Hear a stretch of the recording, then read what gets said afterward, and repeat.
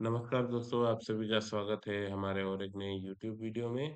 तो आज की वीडियो का टॉपिक होने वाला है role of photosynthetic pigment, antenna molecules and reaction centres in carbon assimilation. तो जब भी एक प्लांट एटमॉस्फेयर से कार्बन डाइऑक्साइड को अपने अंदर लेता है और उसे कन्वर्ट करता है कार्बोहाइड्रेट में in the form of starch, sucrose या ग्लूकोज।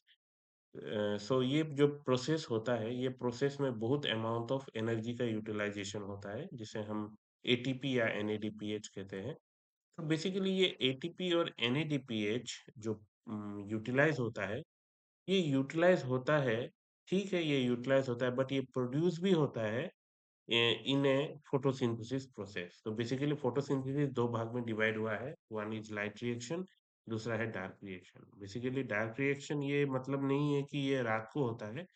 बेसिकली जो लाइट रिएक्शन का प्रोडक्ट होता है, जिसे हम कहते हैं एटीपी या एनएडीपीएच, इसे जब यूटिलाइज किया जाता है कार्बन एसिमिलेशन में, तब उस रिएक्शन को हम डार्क रिएक्शन कहते हैं, क्योंकि वहां पर डायरेक्ट लाइट का इन्वॉल्वमेंट नहीं है, बट लाइट रिएक्शन का प्रोडक्ट का इन्वॉल्वमेंट है। ओके, उसी के लिए उसे हम डार्क रिएक्शन कहते हैं। एंड लाइट रिएक्शन में आपको एटीपी या एनएडीपीएच का प्रोडक्शन आपको दिखने को मिलेगा।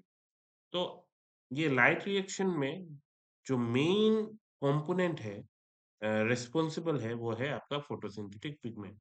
Now what is what is this photosynthetic pigment? Antenna molecule क्या होता है जो कि फोटोसिंथेटिक पिगमेंट के साथ इन्वॉल्व होते हैं? और फोटोसिंथेटिक पिगमेंट में एक स्पेशल चीज रहता है जिसे हम कहते हैं रिएक्शन सेंटर, जो कि इनिशिएट करता है आपका लाइट रिएक्शन को, जिसे हम नॉन साइक्लिक फोटोफॉस्फोराइलेशन भी कहते हैं। तो इसे हम और डिटेल्स में डिस्कस करते हैं। स्टार्ट करते हैं introduction to photosynthetic apparatus. So photosynthetic apparatus क्या होते हैं, पहले ये डिस्कस कर लेते हैं। So this photosynthetic apparatus is nothing but you can consider the whole chloroplast as a photosynthetic apparatus. So chloroplast क्या होता है? एक डबल मेम्ब्रेन स्ट्रक्चर होते हैं, देख सकते हैं आप, बाहर की तरफ एक मेम्ब्रेन और अंदर की तरफ एक मेम्ब्रेन। इसके अंदर में आपके थाइलोकोइड प्रेजेंट होते हैं। Okay, now thylakoid in the surface of the thylakoid you will see pigment structure, जिसे हम फोटोसिस्टम 1 और फोटोसिस्टम 2 कहते हैं। बेसिकली ये जो पिगमेंट स्ट्रक्चर है, ये सिंगल पिगमेंट मॉलिक्यूल नहीं, इसके साथ प्रोटीन भी एसोसिएट होता है, ठीक है? प्रोटीन्स भी एसोसिएट होते हैं, ठीक है? So this photosystem they may have pigment molecules, antenna molecules and reaction centre, ठीक है? और इसका अरेंजमेंट आप यहाँ में भी देख सकते हो कि फोटोसिस्टम 1 और फोटोसिस्टम 2 ये थाइलोकोड में किस प्रकार से अरेंज होता है। ये जनरली आपके सीएसआईआर नेट एग्जाम में पूछे जाते हैं। नीट या एमएससी एंट्रेंस एग्जामिनेशन में इतना नहीं पूछते हैं, बट सीएसआईआर के जो आपके 4 मार्क के क्वेश्चन आते हैं, उसमें यह आपको देखने को मिलेगा। तो यहाँ पर आप देख सकते हो इजीली कि ये है फोटो सिस्टम 2, ये फोटो सिस्टम 1 है। तो फोटो सिस्टम 2 जनरली 2 कॉइन्स के बीच में, basically this is a unit of thylakoids. So ये 2 कॉइन्स के बीच में आपको पीएस2 दिखेगा और पीएस1 आपके अनएप्रेस रीजन। ये एप्रेस मतलब कि 2 कॉइन्स के बीच में जो चपटा हुआ रीजन है, वह अप्रेस रीजन कहते हैं, और जो कि एक्सपोज हुआ होता है उसे अनएप्रेस रीजन कहते हैं, ठीक है? ये दोनों के बीच में 2 रहता है और 1 अनएप्रेस रीजन में रहता है। Okay. Now, what is this photosynthetic pigment? So basically, photosynthetic pigment they are capable of absorb light energy. Okay. और ये थाइलाकोइड मेम्ब्रेन में पाए जाते हैं, प्रोटीन के साथ एसोसिएट होते हैं। मैंने जैसे बोला कि फोटोन अब्जॉर्ब करते हैं और इनिशिएट करते हैं फोटोकेमिकल रिएक्शन को, ठीक है? सो मेन क्लास इसका क्या होता है? क्लोरोफिल होता है और एसेसरी पिगमेंट। तो फोटोसिंथेटिक पिगमेंट में आपका क्लोरोफिल मॉलिक्यूल एकदम मस्ट है, ये रहना ही पड़ेगा। उसके साथ कुछ एसेसरी पिगमेंट भी रहते हैं जो कि क्लोरोफिल को असिस्ट करते हैं आपका टू इनिशिएट फोटोकेमिकल रिएक्शन, ठीक है? फोटोकेमिकल रिएक्शन का नाम मैंने ऑलरेडी बता दिया है, नॉन साइक्लिक फोटोफॉस्फोराइलेशन, जहाँ पर एटीपी या एनएडीपीएच का प्रोडक्शन होता है। सो अभी हम देखते हैं क्लोरोफिल पिगमेंट को डिटेल में। तो क्लोरोफिल पिगमेंट में जो मेन कंपोनेंट है वो है क्लोरोफिल ए, ठीक है? क्लोरोफिल ए यूनिवर्सल पिगमेंट से हम इसे जानते हैं और ये प्रेज़ेंट होता है ऑल ऑर्गेनिज़्म जो ऑल प्लांट में जहाँ पर ऑक्सीजन का इन्वॉल्व होता है, वहाँ पर आपको क्लोरोफिल ए देखने को मिलेगा। ठीक है? और क्लोरोफिल ए में 2 रिएक्शन सेंटर पाए जाते हैं। एक हो गया P680 और दूसरा हो गया P700। मैंने बताया था कि पिगमेंट सिस्टम में आपका मेन कंपोनेंट है क्लोरोफिल ए, ठीक है? सो क्लोरोफिल ए के साथ बहुत सारे पिगमेंट होते हैं, उसे हम कहते हैं एक्सेसरी पिगमेंट, ठीक है? तो बेसिकली एक्सेसरी पिगमेंट क्या करता है, लाइट को एब्जॉर्ब तो करता है, बट उसको वो एनर्जी को क्लोरोफिल ए को फाइनली पास ऑन कर देता है और क्लोरोफिल ए वो एनर्जी को किसी और को पास नहीं कर पाता है। वो आपका मेन फोटोकेमिकल रिएक्शन को स्टार्ट करना पड़ता है। इसी के लिए हम क्लोरोफिल ए में रिएक्शन सेंटर दिखने को हमें मिलता है। ठीक है? It mainly absorb blue and red light. ठीक है? क्लोरोफिल ए ब्लू और रेड लाइट एब्जॉर्ब कर पाता है। दूसरा हो गया क्लोरोफिल बी। सो क्लोरोफिल बी को हमने एसेसरी पिगमेंट कहा गया है। सो एसेसरी पिगमेंट क्या करेगा, लाइट एब्जॉर्ब करेगा। Okay, and it will transfer it to chlorophyll A. ये ब्लू लाइट को एब्जॉर्ब करता है और रेड लाइट को एब्जॉर्ब करता है। यहाँ पर आप देख सकते हो, बेसिकली ये सब है एसेसरी पिगमेंट्स, छोटे छोटे ग्रीन कलर के। बीच में पिंक कलर का एक आपको बड़ा पिगमेंट दिखने को मिल रहा है, ये है आपका रिएक्शन सेंटर। ठीक है? और क्लोरोफिल ए को आप देख सकते हो यहाँ पर P680 और 700, ये आपका क्लोरोफिल ए है। तो क्लोरोफिल ए को, सॉरी, मैं ये ग्राफ को भी दिखा देता हूँ, बिकॉज जनरली आपका कॉम्पिटिटिव एग्जाम में इस प्रकार का ग्राफ आता है, सो दैट जनरली स्टूडेंट इस प्रकार के ग्राफ को देखकर डर जाते हैं, उसी के लिए क्वेश्चन अटेम्प्ट नहीं कर पाते और इसी की वजह से ज्यादातर एग्जामिनर, सॉरी, क्वेश्चन सेटर्स इस प्रकार के क्वेश्चन यूज करते हैं, so that it will make the exam more difficult mentally. तो हमें ज्यादा प्रैक्टिस करना पड़ता है। तो देखिए यहाँ पर ये है क्लोरोफिल है, यहाँ मैं अच्छी तरह से डिनोट भी कर चुका है। तो क्लोरोफिल ए का जो पीक है ज्यादा, वो 680 या 700 के बीच में ही है, जहाँ पर ज्यादा एब्जॉर्प्शन होता है। ठीक है?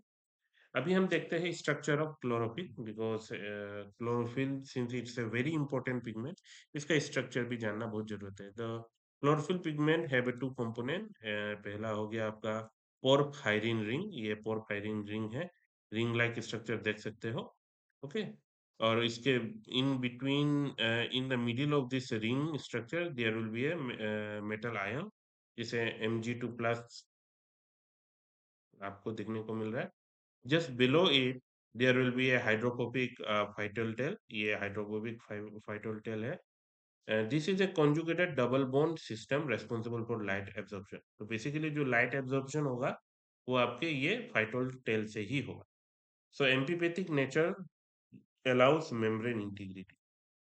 बेसिकली इसका एम्पीपैथिक नेचर होता है, दैट मीन्स पॉजिटिव नेगेटिव दोनों ही कैरेक्टरिस्टिक्स आपको दिखने को मिलेगा।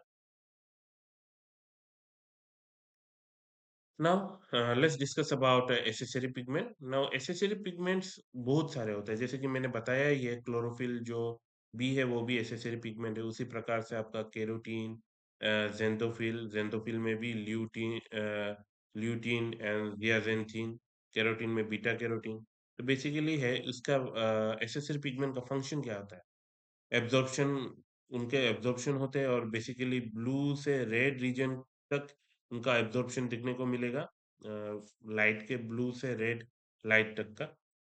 एंड फोटो प्रोटेक्शन, लाइट का आप सभी को पता है कि अगर जो सनलाइट है, वो सारा सनलाइट अगर क्लोरोफिल ए में डायरेक्ट आ जाए तो रिएक्शन सेंटर फट सकता है। तो बेसिकली एनर्जी जब भी एसेसरी पिगमेंट रिसीव करते हैं, उसे धीरे धीरे धीरे पास करते हैं आपको रिएक्शन सेंटर में। इसी के लिए रिएक्शन सेंटर में ज्यादा हेम्पर नहीं होता, काम नहीं बढ़ जाता, उसी के लिए रिएक्शन सेंटर सरवाइव कर सकता है। ठीक है? थोड़ा थोड़ा कर कर आपका एसेसरी पिगमेंट से आपका एनर्जी आता है, इसी के लिए एक प्रकार से फोटो प्रोटेक्शन देता है। Quenching of triple triplet chlorophyll, prevention of reaction oxygen, reactive oxygen species. तो बेसिकली प्लांट के प्रोटेक्शन के लिए भी ये बहुत हेल्पफुल होता है। जब भी लाइट का इंटेंसिटी ज्यादा हो, ठीक है। तो लाइट की इंटेंसिटी ज्यादा होने से भी रिएक्टिव ऑक्सीजन स्पीशीज बन सकते हैं, तो बेसिकली एसेसरी पिगमेंट ये सब के ये सब चीजों से प्लांट को बचाते हैं। Now, there are some rare cases where you will see that in accessory pigment phycobilins भी दिखने को मिलेगा। जैसे कि साइनोबैक्टीरिया और रेड एल्गी देख सकते हैं, ये है रेड एल्गी का एग्जांपल और ये है साइनोबैक्टीरिया में। तो फाइकोबिलिन्स दिखने को मिलता है, फाइकोइराइथिन, फाइकोसियानिन। सो बेसिकली ये सब जो पिगमेंट होते हैं फाइकोबिलिसोम में पाए जाते हैं। ये पर्टिकुलर सेल ऑर्गेनेल है जो कि ये सब एल्गी में दिखने को मिलेगा। ओके, बेसिकली ये ग्रीन टू ऑरेंज लाइट के एब्जॉर्प्शन कर सकते हैं। Now, why these accessory pigments are important? ठीक है, chlorophyll alone cannot absorb all wavelength of light। मैंने बताया ना, आपका रिएक्शन सेंटर जो कि क्लोरोफिल ए है, वो सारा वेवलेंथ ऑफ लाइट को एब्जॉर्ब नहीं कर पाता है। तो उसी की वजह से आपका रिएक्शन सेंटर के पास में बहुत सारे एसेसरी पिगमेंट होते हैं, जैसे कि फॉर एग्जांपल ये एसेसरी पिगमेंट एक पर्टिकुलर रेंज ऑफ वेवलेंथ को एब्जॉर्ब करता है। उसी प्रकार से दूसरा एसेसरी पिगमेंट कुछ और range of wavelength of light को एब्जॉर्ब करेगा। तो जब एसेसरी पिगमेंट बहुत सारे होते हैं तो आपका क्या होता है कि रिएक्शन सेंटर में a long range of wavelength of light, sorry,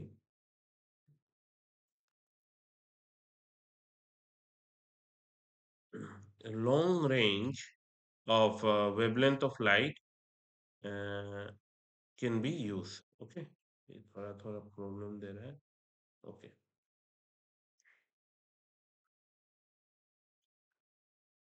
okay,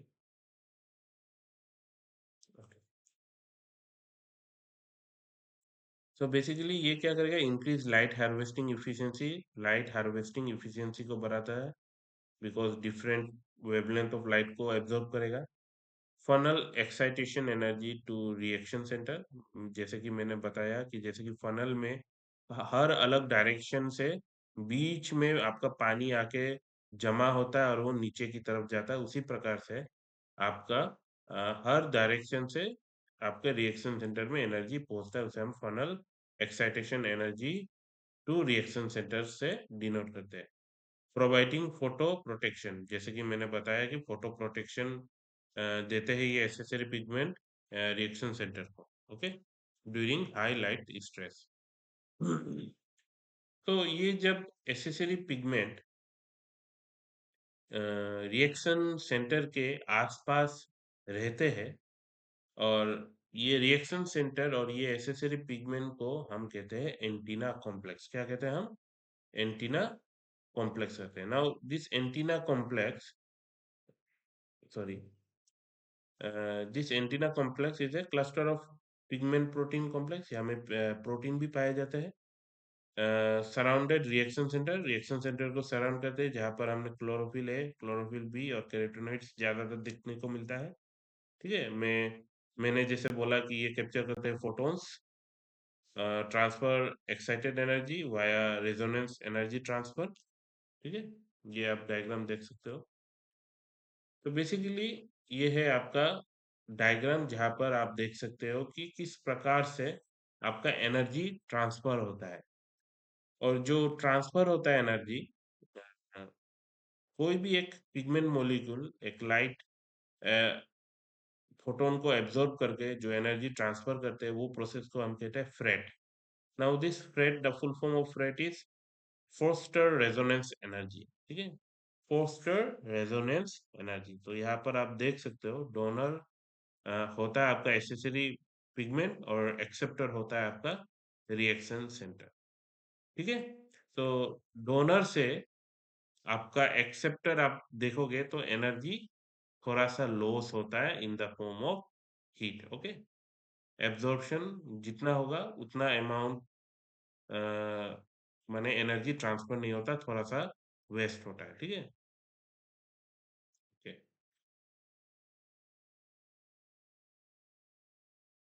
during this transfer of energy 95% energy is transfer, और कह सकते हो आपका 95% एनर्जी ट्रांसफर एफिशिएंसी होता है इन ए थ्रेड। सो ये रिएक्शन सेंटर के बारे में और डिटेल्स में हम देखते हैं, जहाँ पर PS2 PS2 फोटो सिस्टम 2 कहते हैं हम। तो photo system 2 is also a antenna complex, जहाँ पर रिएक्शन सेंटर मिलेगा, और यहाँ पर जो रिएक्शन सेंटर मिलता है वो कहता है P680। उसी प्रकार से और एक फोटो सिस्टम है जिसका रिएक्शन सेंटर है P700। ओके,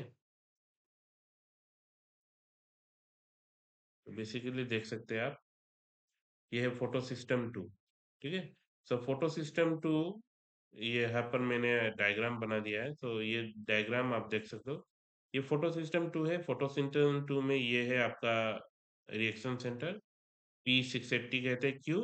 बिकॉज ये 680 nanometre of wavelength of light को एब्जॉर्ब कर पाते हैं, और एब्जॉर्ब करने के बाद ये इलेक्ट्रॉन पास करते हैं। ठीक है, एक्साइट होते हैं। एक्साइट होने के बाद हाई एनर्जी जब एब्जॉर्ब करते हैं तो एक्साइट हो जाते हैं। एक्साइट होने के बाद एक इलेक्ट्रॉन रिलीज कर देते हैं, और ये इलेक्ट्रॉन को रिसीव करता है plastoquinone, which further moves toward cytochrome complex. इसी प्रकार से मूव करता है। तो आपका दिमाग में एक क्वेश्चन आ सकता है कि एक इलेक्ट्रॉन ये जब रिलीज कर दिया तो इसका इलेक्ट्रॉन और एक चाहिए होता है। तो बेसिकली ये इलेक्ट्रॉन इनको मिलता है वाटर मॉलिक्यूल से। ओके, ये वाटर मॉलिक्यूल टूट कर ऑक्सीजन मॉलिक्यूल और हाइड्रोजन आयन एंड इलेक्ट्रॉन में फॉर्म होता है। ये इलेक्ट्रॉन बाद में आपका रिएक्शन सेंटर की तरफ मूव कर जाता है। ठीक है, और इसके वजह से ऑक्सीजन भी रिलीज होता है। ठीक है, ऑक्सीजन रिलीज होता है। ये है फोटो सिस्टम 2। उसी प्रकार से आप देख सकते हो फोटो सिस्टम 1, जहाँ पर रिएक्शन सेंटर आपका P700 होता है।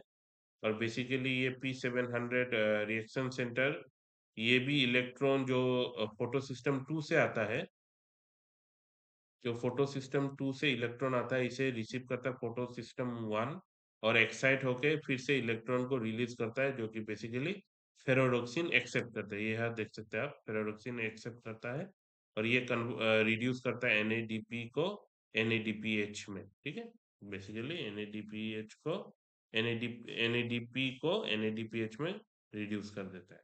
तो यहाँ पर आप देख सकते हो ATP का प्रोडक्शन नहीं, NADP का प्रोडक्शन हो रहा है।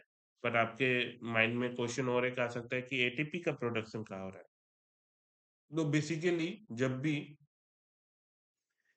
इलेक्ट्रॉन मूव होता है PS2 से PS1 की तरफ, तब पोटेंशियल का डिफरेंस होता है। हायर पोटेंशियल से लोअर पोटेंशियल की तरफ इलेक्ट्रॉन मूव करता है। उसकी वजह से क्या होता है ना, आपका हाइलोकोट मेम्ब्रेन की बाहर की तरफ जितने सारे हाइड्रोजन आयन होते हैं, वो पोटेंशियल डिफरेंस की वजह से मूव करते हैं थाइलोकोड मेम्ब्रेन के अंदर की तरफ। ठीक है, और ये अंदर वाले रीजन को कहते हैं थाइलोकोड ल्यूमेन। ठीक है, और थाइलोकोड मेम्ब्रेन के बाहर के रीजन को हम कहते हैं क्लोरोप्लास्ट स्ट्रोमा। ठीक है, तो जब हाइड्रोजन आयन का एक्यूमुलेशन थाइलोकोड ल्यूमेन में बहुत ज्यादा मात्रा में होगा, or in other word, whenever the concentration of hydrogen ion inside a thylakoid lumen is very high, then a condition will come to maintain the equilibrium। इसके पास में क्या होता है, एटीपी सिंथेटेज होता है। इट्स ए प्रोटीन कॉम्प्लेक्स, जहाँ से ये हाइड्रोजन आयन मूव करता है, और ये एक प्रकार का मोटर होता है जो कि एटीपी सिंथेटेज मशीनरी को ऑन कर देता है, और ये हाइड्रोजन आयन की वजह से एडीपी इसके पास में बहुत सारे होते हैं, ये एडीपी रिड्यूस होकर एटीपी में कन्वर्ट हो जाता है। ठीक है, तो यहाँ पर हम देख सकते हैं कि फोटो सिस्टम 2 आपके एटीपी प्रोडक्शन के लिए रेस्पॉन्सिबल होता है, बिकॉज फोटो सिस्टम 2 से 1 तक पोटेंशियल डिफरेंस होता है। उसी की वजह से हाइड्रोजन आयन का कंसेंट्रेशन यहाँ बढ़ता है, जो कि अल्टीमेटली आपके एटीपी प्रोडक्शन करता है। और फोटो सिस्टम 1, जो कि इलेक्ट्रॉन फोटो सिस्टम 2 से मिलता है इन्हें, ये फेराडॉक्सिन को रिड्यूस करता है। फेराडॉक्सिन NADP को रिड्यूस करके आपका NADPH बनाता है। इसी प्रकार से लाइट रिएक्शन के जो मेन प्रोडक्ट एटीपी और एनएडीपीएच को उनको दिखने को मिलता है। नाउ अगर हम ये प्रोसेस को पूरे अच्छे से डिटेल्स में देखें, तो आपको क्या पता चलता है कि यहाँ पर एक रिएक्शन सेंटर है जो कि एक्साइटेड होता है सनलाइट की वजह से, 680 नैनोमीटर के लाइट की वजह से या डिफरेंट वेवलेंथ ऑफ लाइट की वजह से, जो कि एसेसरी पिगमेंट रिसीव करते हैं। इसके वजह से ये रिएक्शन सेंटर एक्साइट होता है, इलेक्ट्रॉन लूज करता है और ये इलेक्ट्रॉन को कंपनसेट करता है ये वाटर मॉलिक्यूल जब टूटता है। और हमेशा याद रखें दोस्तों, फोटो सिस्टम 2 के पास में ही ये वाटर मॉलिक्यूल ब्रेक या स्प्लिट होता है। क्यों? क्योंकि फोटो सिस्टम 2 के पास में water splitting water splitting complex पाया जाता है, जो कि रेस्पॉन्सिबल होता है वाटर को स्प्लिट करने के लिए into O2 electron and hydrogen ion. और ये इलेक्ट्रॉन कंपनसेट करता है the electron which is release by the reaction centre.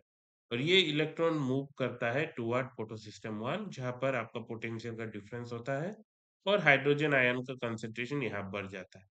और via through photo ATP synthesis ADP ATP में कन्वर्ट होता है। और उसी के साथ साथ PS1 को जब इलेक्ट्रॉन रिसीव होता है, रिसीव होने के बाद वो रिसीव होगा। कब रिसीव होगा, ये अच्छे से सुन लीजिए कि फोटो सिस्टम 1 में भी लाइट का इंसिडेंट होता है 700 नैनोमीटर में। तो रिएक्शन सेंटर एक्साइट होता है, अपना इलेक्ट्रॉन रिलीज करता है। तो जब ये अपना इलेक्ट्रॉन रिलीज कर देता है, तो इसे कंपेंसेट करता है फोटो सिस्टम 2 से आने वाला इलेक्ट्रॉन। बेसिकली फोटो सिस्टम 1 के इलेक्ट्रॉन लूज को कंपेंसेट करता है। और ये जो इलेक्ट्रॉन रिलीज हुआ था फोटो सिस्टम 1 से, ये जाकर आपके फेरोडॉक्सिन को रिड्यूस करेगा, वो फाइनली NADP को रिड्यूस करके NADPH में कन्वर्ट कर देता है। जहाँ पर हमने देखा फोटोन का एब्जॉर्प्शन होता है, एक्साइटिंग एनर्जी माइग्रेशन होता है, ठीक है? Charge separation at reaction centre दिखने को मिलता है हमें, इलेक्ट्रॉन का फ्लो होता है, एटीपी और NADPH का प्रोडक्शन होता है, ठीक है? Now this photo protection mechanism, जैसे कि मैंने बताया था कि एसेसरी पिगमेंट जो होते हैं वो फोटो प्रोटेक्शन मैकेनिज्म हमें दिखलाते हैं। तो बेसिकली ये क्या होता है, when too much light enter the leaf instead of letting it damage the photosystem, the plant safely turn the extra energy into heat. ठीक है? तो आपका non photo no photoprotection के लिए एक मैकेनिज्म है जिसे हम कहते हैं नॉन फोटोकेमिकल क्विंचिंग। ठीक है? तो बेसिकली जब भी लीफ लाइट लाइट के इंटेंसिटी बहुत ज्यादा हो, तो ये लाइट की इंटेंसिटी को लूज करता है in the form of heat. ठीक है? और ये फेनोमेनन को हम कहते हैं नॉन फोटोकेमिकल क्विंचिंग। ठीक है? और ये बेसिकली फोटो सिस्टम 2 में हमको दिखने को मिलता है। दूसरा हो गया आपका ज़ेंथोफिल साइकिल। तो बेसिकली ज़ेंथोफिल साइकिल क्या होता है? ज़ेंथोफिल पिगमेंट होते हैं जो कि रिस्पॉन्सिबल होता है नॉन फोटोकेमिकल क्विंचिंग को एक्टिवेट करने के लिए, ठीक है? In they can change from depending on light intensity. तो बेसिकली लो लाइट में नॉर्मल फॉर्म में आपको ज़ेंथोफिल मिलेगा। In high light protective form में दिखने को मिलता है। And high light pigment in high light pigment क्या फॉर्म में होता है देखिए, वायोलोजेंथिन, एंथ्राजेंथिन एंड जियासेंथिन। ठीक है? And zeaxanthin. Now zeaxanthin help in NPQ. ठीक है? एनपीक्यू में हेल्प करता है नॉन फोटोकेमिकल क्विंचिंग में। ठीक है? Next, dissipation of excess energy as heat. मैंने बताया कि हीट में कन्वर्ट कर देता है। Prevention of photo inhibition. So ये फोटो सिस्टम 2 के साथ कुछ प्रोटीन एसोसिएटेड होते हैं like D1 protein. Now this D1 protein is also help to prevent PS2 from light high light intensity. Okay, so significance क्या है? The significance of photosynthetic pigment, antenna molecule, and all the accessory pigment and reaction center that it help to determine the photosynthetic efficiency. तो एक plant का photosynthetic efficiency determine करने के लिए सहाय करता है। Okay, influence biomass accumulation, photo centre या आपका फोटोसिंथेटिक पिगमेंट या फोटोसिंथेटिक एंटीना मॉलिक्यूल्स अगर अच्छे रहे तो उनका बायोमास ऑब्वियसली बढ़ेगा बिकॉज लाइट रिएक्शन के प्रोडक्ट ज्यादातर बनेंगे।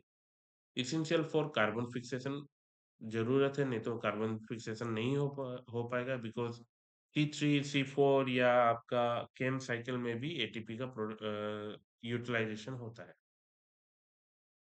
Adaptation to light intensity and quality. So अलग तरह के प्लांट के में अलग तरह के पिगमेंट सिस्टम आपको दिखने को मिलेंगे जो कि एडाप्टेशन होता है कोई भी प्लांट का अकॉर्डिंग टू देयर सराउंडिंग। ये है आपका कॉम्परेटिव समरी जहाँ पर आप देख सकते हो आपका अलग-अलग तरह के पिगमेंट मॉलिक्यूल है और उनके काम क्या है और इसका की मॉलिक्यूल क्या होता है। क्लोरोफिल ए में जैसे ये रिएक्शन सेंटर होता है, की मॉलिक्यूल P68700, तो जो क्लोरोफिल भी लाइट हार्वेस्टिंग एसेसरी पिगमेंट होता है, LFC कॉम्प्लेक्स हम कहते हैं, उसी प्रकार से ये सब है। Okay. Now, lastly, the conclusion of this video is that the photosynthetic pigment capture lights. ये लाइट कैप्चर करते हैं। Antenna complex maximise the photon absorption. Reaction centre जितना लाइट एब्जॉर्ब कर सकते हैं उस उसका एफिशिएंसी और भी बढ़ जाता है जब भी आपका एंटीना मॉलिक्यूल पाया जाता है। Reaction centre convert light energy into chemical energy. तो फोटोन जो होता है वो एक्चुअली लाइट एनर्जी होता है जो कि अल्टीमेटली रिएक्शन सेंटर को एक्साइट करके इलेक्ट्रॉन रिलीज करने देता है, जो कि कन्वर्ट हो जाता है केमिकल एनर्जी में। जब भी इलेक्ट्रॉन प्रोड्यूस होगा आप कह सकते हो कि फोटोन से इलेक्ट्रॉन रिलीज हुआ, तो लाइट एनर्जी से केमिकल एनर्जी में कन्वर्ट हो जाएगा। Coordinated function ensure high efficiency and photo protection. तो बेसिकली ये सब पिगमेंट सिस्टम एक साथ रह के ही प्लांट को प्रोटेक्ट करता है through light, high light intensity. Okay, ये है reference plant physiology and development by Taiz and Zeiger. मैंने कंसल्ट किया है बायोकेमिस्ट्री का Lehninger, molecular biology of the cell. अगर आपको ये वीडियो अच्छा लगा हो तो वीडियो को लाइक कीजिए, चैनल को सब्सक्राइब कीजिए जो कि आप नहीं करते हो, और मिलते हैं और एक नई वीडियो में। तब तक के लिए बाय बाय।